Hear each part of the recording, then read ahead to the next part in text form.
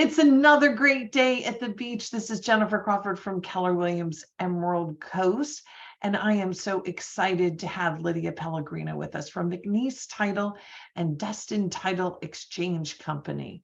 What that is an intermediary company. And today we're talking 1031 exchanges.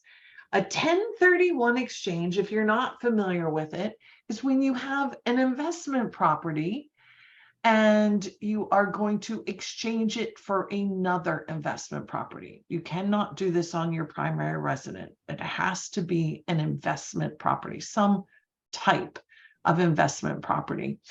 And from, I guess it would be called the standard deferred exchange. Is that correct, Lydia? If they're selling it, identifying a replacement property within 45 days of the closing date, of the original source property, and then closing on that within 180 days of their original closing.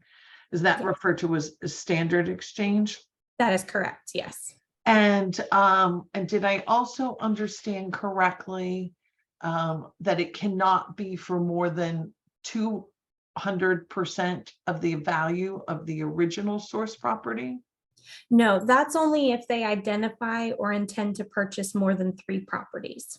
Okay. So you can identify or purchase up to 3 without any regard to their value.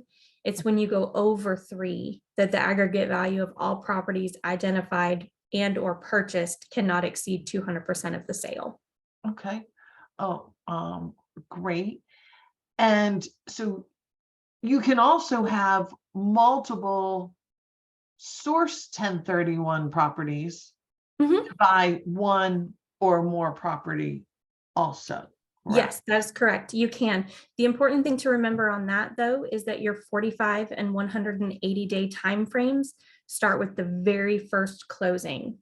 So they do not extend with a second sale closing, a month later. Those 180 and 45 day timeframes start with the first closing. Great. And how specific do we need to get when we're identifying our replacement properties? So identifying replacement property, you do have to provide the street, city, state, and zip address for the property, as well as a brief legal description, whatever you guys have on the contract or what you can find on the property appraisers websites. It does have to have that information. When identifying a condominium unit, it is important to specify the specific unit being identified. You cannot identify just a condominium building. It does have to have a specific unit number within that building. Okay. Good point.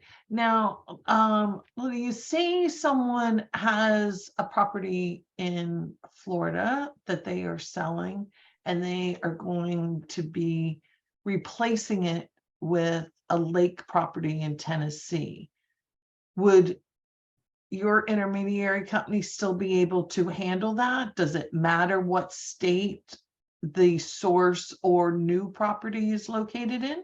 No, I can act as their intermediary. As you stated, I do operate under a sister company of McNeese Title, Destin Title Exchange Company. That allows me to operate as a qualified intermediary in any of the 50 states. It does have to be within the 50 states, though. However, it cannot be a U.S. territory. Gotcha. It does have to be a state. So, but yes, I can act as their QI in any of those states. Great. So I know sometimes I have clients, it's important to them to have that check in their hand after a closing. Like that. But that's not a good thing when it comes to a 1031 exchange. No, ma'am. No. So that does qualify as constructive receipt under the 1031 code. Even so much as signing the closing documents on the closing day counts as constructive receipt, even if no funds have been dispersed yet. Constructive receipt does disqualify the transaction from a 1031 exchange, and at that point it would be too late. So it is important to get a QI involved before closing for sure. Great point. And I know recently I had someone who was not planning on doing a 1031 exchange. We were under contract on a property just because she loved it. And then what do you know? All of a sudden, one of her properties went under contract, and now she wanted to do it as a 1031 exchange. But that was a whopping 24 hours before closing. You, you need more time than that. This isn't like this is something that can turn around that quickly. Right. So I usually request about 24 to 48 hours just so that I can coordinate with the title company, prepare the necessary 1031 documents for closing. If it was what you're describing, her sale transaction was closing within 24 hours and she decided to do an exchange, I'm assuming that was a reverse exchange. In those instances, those do take a little more time, as the QI has to create and file a new LLC with the state of Florida, and then you're at the state's mercy. So those do take a little more time. Sometimes they can be done rather quickly. It just depends on the timing. But yeah, in those instances, a reverse exchange, 24 hours might not be enough time. And so let's talk reverse exchanges for a minute. So a reverse exchange is when you identify the replacement property before you have sold the source property. So in that scenario, Lydia, what are some things that an owner should think about when they're doing a reverse exchange? The big thing, Jennifer, is the source of funds. Like you talked about, they don't have that source property, that relinquished property money. So the big thing to think about is where those funds are going to come from for that purchase. If it is the client or taxpayer providing cash for that purchase, then that doesn't have any real hurdles to jump over. The problems you see is when they have to obtain a loan for financing for that purchase. And the reason for that is, in a reverse exchange situation, the taxpayer cannot own both the property they're buying and the property they intend to sell at the same time under the 1031 code. So the QI creates an LLC to hold title to the replacement property, and then will transfer ownership to the taxpayer once the relinquished property sells. So the problem with financing is then that the bank is loaning money on a property that their borrower does not own. Gotcha. So I have seen, and I have recently done a reverse exchange where financing was permitted. The lender did require that they pledged both the property they were purchasing and the property they were selling for the loan funds for that purpose. And of course, it was an in-house loan situation and not one being sold on the secondary market. So those community banks and things like that, sometimes you can get that financing that way through those types of banks. Thank you for clarifying on that. Important to note. And another type of 1031 exchange there is the construction exchange, right? And how does that work? So for a construction exchange, it's where you intend to use the 1031 funds for the purchase of a replacement property, and then use any remaining funds for the improvement of or construction of a new property that is intended for, rental income. So the big hurdle with those, again, the LLC that the QI has to create will take title to the replacement property and then can transfer ownership once the 1031 exchange is complete. So again, with financing, you have that hurdle. The other big hurdle you have is the 45-day identification period. So with a regular standard deferred or a reverse exchange, you just have to identify the specific property that you intend to purchase or sell.